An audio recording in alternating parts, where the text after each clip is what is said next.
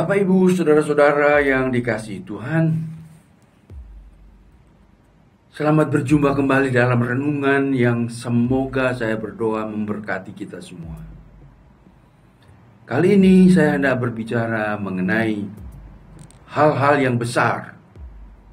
Kita semua senang kalau membicarakan tentang firman Tuhan yang menjanjikan hal-hal yang besar,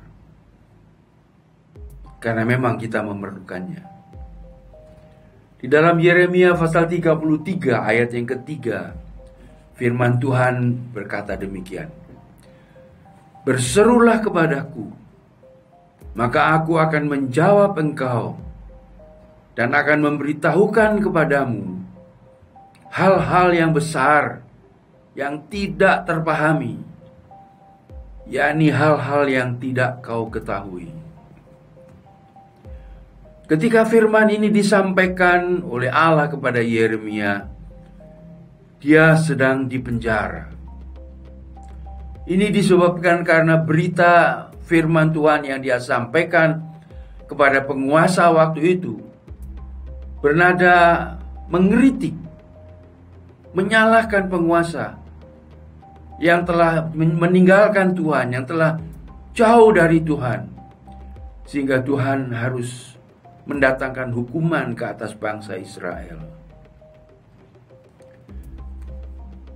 Karena itu Yeremia dianggap sebagai tidak nasionalis,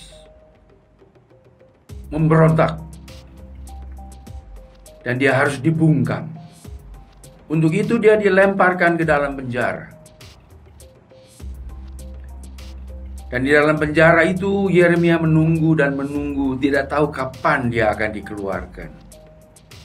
Dia merasa bahwa dia tidak berbuat salah, karena memang itulah yang harus dia sampaikan dari Tuhan untuk bangsa Israel. Mereka sudah meninggalkan Tuhan. Mereka akan dihukum oleh Tuhan, dibuang oleh Tuhan ke tempat pengasingan di negara lain. Kerajaan yang perkasa akan datang menyerbu mereka dan mengambil sebagian dari penduduk Israel ke tempat pengasingan itu. Berita yang disampaikan oleh Yeremia memang tidak enak didengar. Dan akhirnya dia dicebloskan dalam penjara. Dia perlu kekuatan dari Tuhan. Janjinya merupakan sumber kekuatan batin bagi semua orang yang beriman sepanjang masa. Kalau tidak ada berita-berita lain yang memberikan harapan, memberikan membangun semangat, maka lebih baik kita mendengar firman Tuhan yang memberikan kekuatan batin kepada kita. Tadi disebutkan bahwa Tuhan akan memberitahukan kepadanya hal-hal yang besar. Kata besar di sini mempunyai arti dalam bahasa aslinya, bahasa Ibrani, yaitu yang misterius. Hal yang tidak dapat ditembus dengan akal pikiran manusia. Hal yang hanya Tuhan yang dapat mengungkapkan.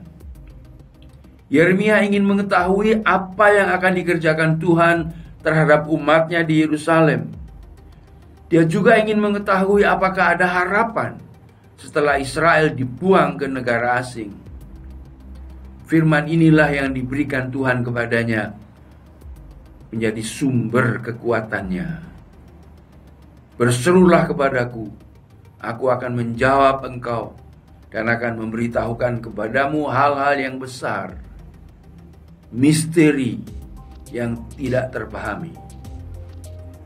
Kita semua pernah menghadapi saat-saat kebingungan ketika kita tidak dapat memahami apa yang terjadi. Ketika kita tidak dapat memprediksi ujung jalan kita, hari depan kita. Kelabu, awan mendung yang gelap menggantung di depan kita. Kita tidak dapat menembus waktu untuk mengetahui masa depan. Jadi kita ragu apa yang harus dilakukan berikutnya. Saat seperti itulah kita perlu berseru kepada Tuhan agar Dia mengungkapkan hal-hal besar kepada kita. Dia dapat mengilhami pikiran kita untuk mengetahui kehendak-Nya. Waktu kita menempatkan Dia sebagai yang terutama dalam hidup kita dan membarui komitmen kita untuk melayani Dia, kita boleh memohon karunia pengetahuan dari Tuhan. Dan karunia pengetahuan ini merupakan suatu pengungkapan ilahi, istilah lain pewahyuan ilahi atas masa depan yang tidak dapat kita pahami sendiri. Tuhan kita mengasihi kita dan ingin menolong kita melakukan apa yang terbaik bagi kita. Berserulah, hal-hal besar akan diungkapkannya kepada kita. Kita mengambil sebuah contoh dalam firman Tuhan, yaitu tentang Yakub yang harus melarikan diri dari rumah orang tuanya karena dia dikejar, diancam oleh Esau kakaknya sehubungan dengan perebutan hak warisan. Yakub anak yang bungsu, dia merebut dengan licik, dengan caranya sendiri, merebut hak warisan yang harusnya jatuh kepada Esau. Dia menipu ayahnya, berkolaborasi dengan ibunya. Dan ketika Esau tahu bahwa Yakub sudah diberkati oleh ayahnya dengan berkat warisan yang jauh lebih besar daripada yang dia bisa dapat, yaitu warisan hak kesulungannya, sudah diberikan kepada Yakub, Esau menjadi marah dan dia mengancam akan membunuh Yakub. Dalam ketergesa-gesaan, mama atau ibu dari Yakub menyuruh dia cepat-cepat pergi merantau, pulang kampung ke rumah dari mana ibunya berasal, dan carilah pamannya Yakub yang bernama Laban menumpang di situ sampai kemarahan Esau surut. Dalam ketakutan, kegelisahan, tidak tahu bagaimana masa depannya, Yakub melarikan diri dari Esau. Dan dia tidak bertemu lagi dengan ibunya, tidak bertemu lagi dengan ayahnya. Itu perpisahan yang tanpa goodbye. Dalam perjalanan, belum tiba di rumah omnya Laban, Yakub kemalaman di tengah jalan. Lalu dia bermalam di jalan. Karena kelelahan, karena ketakutan, dia tidur. Dan dia beralaskan bantal dari batu. Sementara dia tidur, Allah memberikan kepadanya mimpi. Mimpi yang memberi harapan. Dan dalam mimpi itu, Yakub melihat ada tangga yang naik dari bumi sampai ke langit. Banyak malaikat yang naik turun di tangga itu, dan di atasnya, di puncaknya, ada satu sosok yang bersinar yang duduk di atas tangga itu. Dan penglihatan itu dalam mimpi Yakub kemudian hilang, dan Tuhan katakan kepadanya, Yakub, aku akan menyertai engkau, memberikan tanah yang sudah kujanjikan, kalau engkau mengikut aku dengan setia. Hari-hari berikutnya Yakub hanya hidup dengan harapan itu. Tetap dia belum melihat jalan keluarnya.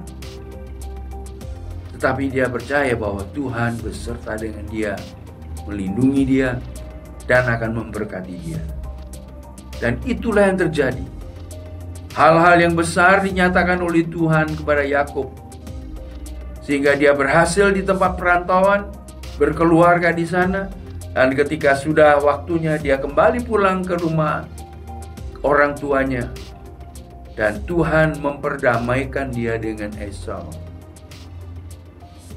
Luar biasa. Apakah Anda memerlukan hal-hal besar yang seperti ini dari Tuhan? Jangan berputus harap. Mari kita berdoa. Tuhan, Engkau adalah cahaya yang menerangi pikiranku.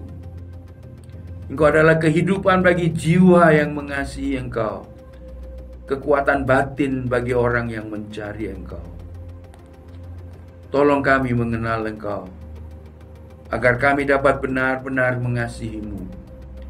Dan dengan benar-benar mengasihi-Mu, kami dapat benar-benar melayani-Mu. Di dalam melayani-Mu, kami memperoleh kemerdekaan sejati. Dalam nama Tuhan Yesus. Amin. God bless you. Tuhan memberkati saudara.